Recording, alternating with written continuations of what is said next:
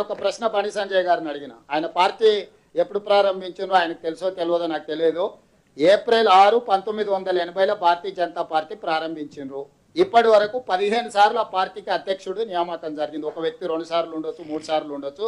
ఇప్పటి వరకు 1980 ఏప్రిల్ 6 తారీఖు నాడు ప్రారంభించిన భారతీయ జనతా పార్టీ 15 సార్లు, నితిన్ నబీన్ లేటెస్ట్ ప్రెసిడెంట్ వరకు 15 సార్లు ఆ పార్టీకి అధ్యక్షుడిని నియమించుకున్నారు.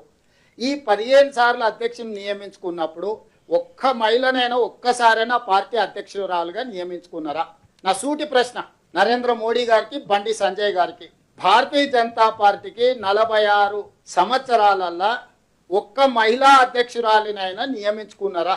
మహిళల పట్ల వాళ్ళకున్న చిత్తశుద్ధి, మహిళల పట్ల వాళ్ళకున్న గౌరవము, వాళ్ళ పార్టీకి అధ్యక్షురాలినే నియమించుకోని వాళ్ళు, మహిళా అధ్యక్షురాలు, మహిళా ప్రధానమంత్రి, దేశంలోనే కాంగ్రెస్ పార్టీలోనే లాంగెస్ట్ సర్వ్డ్ మహిళా ప్రెసిడెంట్ శ్రీమతి ఇందిరాగాంధీ గారు.